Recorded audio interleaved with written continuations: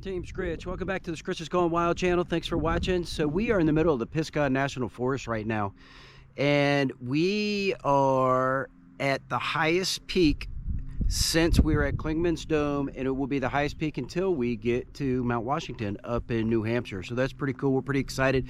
We got a great clear day today, which is exciting because I know statistically speaking 75% of the time this mountain, we're on top of Roan Mountain, is covered in clouds. So we got a beautiful day. We're going to show you, and we're going to talk a little bit about some history here, which is pretty interesting. So I'm just going to show you behind me real quick.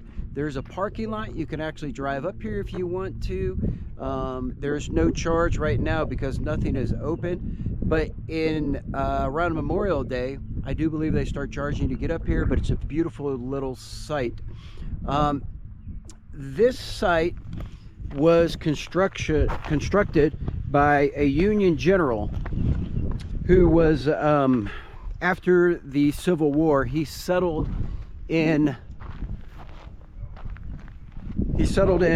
Tennessee, and he decided he wanted to open a little business.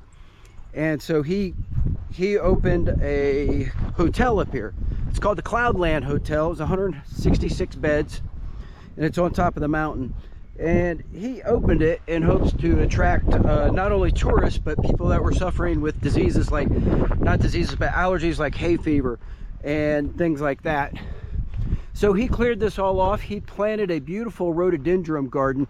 Most of the rhododendron garden has been excavated. It was sold off so that people could have it in their yards, but the rhododendrons do still exist up here. And they actually do still have a festival in Bakersfield, Tennessee, which happens when the rhododendrons are in their max bloom. So we'll go up here and we'll take a look real quick. So General Tyler, he built this in 1885. It only lasted until 1950.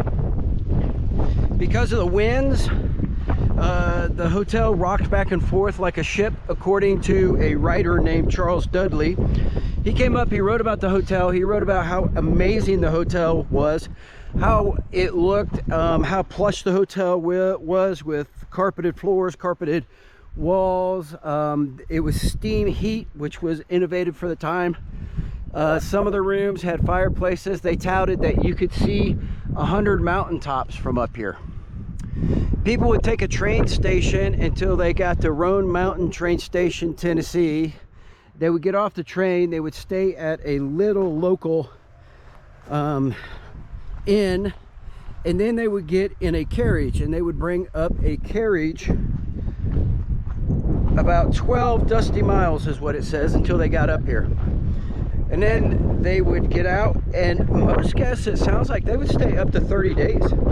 And for $2 a day, you get 3 meals. They also had a bowling alley, they had a golf course, and you could play croquet.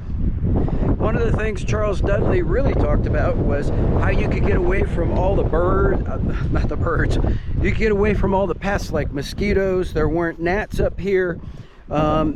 You weren't in the pollinated areas where you could have hay fever and other things. So here's part of the foundation. This is what's left of the hotel, which was taken down around 1915. And like I said, Charles Dudley talked about when he was up here, he was staying in the hotel, he just felt like it rocked like a ship in the wind. And because of that, they struggled to get guests to keep coming up here, as you can well imagine, even though people absolutely love this place. So without the revenue, without being able to actually sustain the hotel went under, but now it's part of the National Forest. The fields are still here, the rhododendrons are still out here, as you can see, and it's just a beautiful little place to stop. But you can hear the wind, I'm sure, which is, you can only imagine. You have a several story building. I forget how tall it was, but just can imagine that wind making it rock back and forth and people feeling uncomfortable. So it's just a neat little location.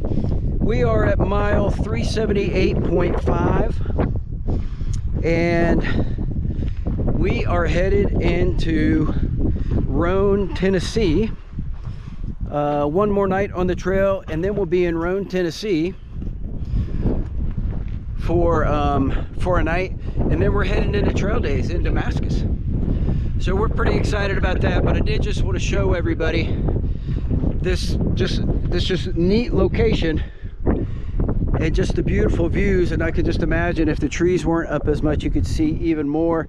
You can imagine that this is just even more completely cleared if you're able to play golf and you had a bowling alley. So, but this is what's left. But at least it's part of history, it's part of Americana, and at least Team Scritch got to see it. Not everybody gets to see this unless you hike the trail or you drive up here. So thanks for tuning in. As always, say your prayers, stay positive, do something good for somebody, and most importantly, well, maybe not most importantly, but anyways, have a glass of wine for me.